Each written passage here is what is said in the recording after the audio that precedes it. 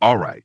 If night one of WrestleMania 42 was frustrating, overproduced, and honestly kind of disappointing, then night two has no excuses. Because this card right here, this has the potential to completely save WrestleMania 42 or absolutely bury it.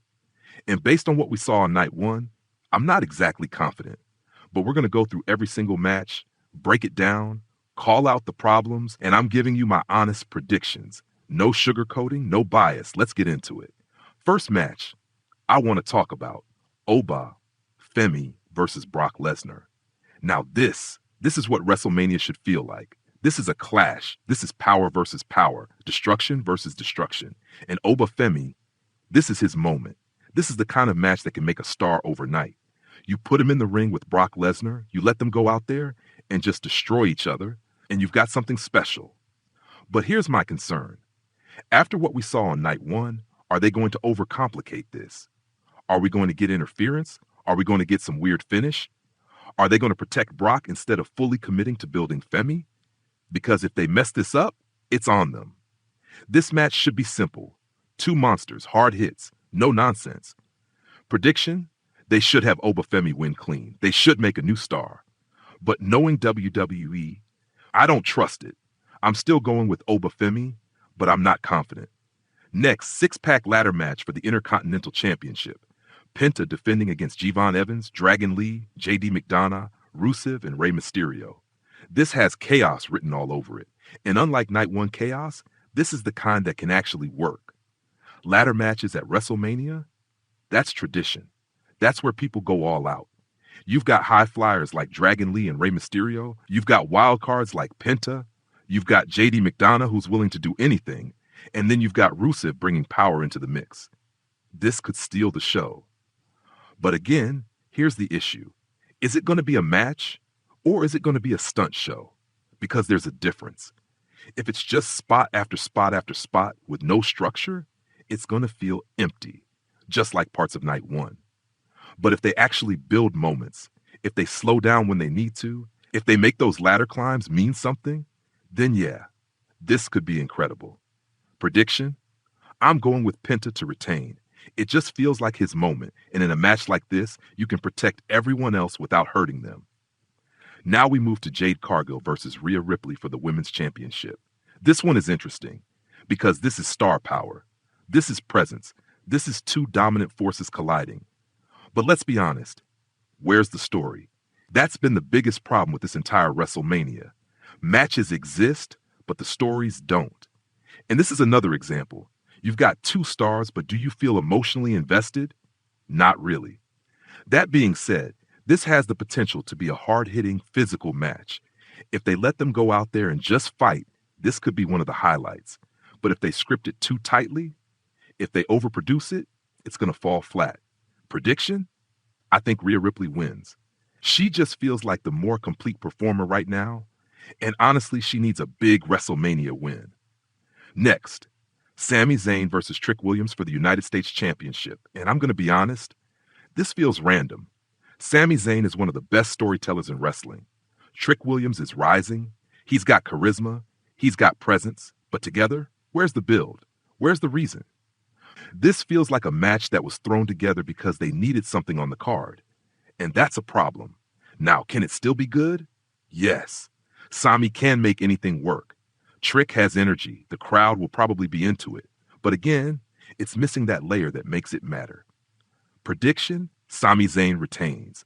I don't see them pulling the trigger on Trick here. Not on this stage. Not without a stronger story.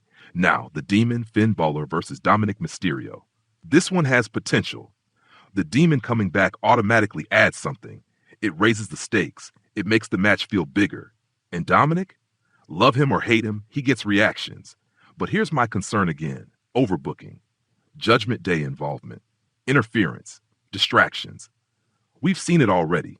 If they keep it one-on-one, if they let the Demon feel like a big deal, this could work. But if it turns into another chaotic mess with constant interference, it's going to kill it. Prediction? The Demon Finn Bálor wins. You don't bring that character back just to lose. And finally, the main event. CM Punk versus Roman Reigns for the World Heavyweight Championship. And there's a stipulation, if Roman loses, he leaves WWE. Now, this is what WrestleMania needs: stakes, real stakes. This is the one match on this card that actually feels important. This feels like a main event. You've got two of the biggest names, two completely different styles, two massive personalities, and finally, a story that matters. But after night one, I'm nervous because this is exactly the kind of match they might overbook. Interference, run-ins, too many moving parts. This needs to be simple. Let Punk and Roman tell the story. Let the tension build. Let the moments breathe.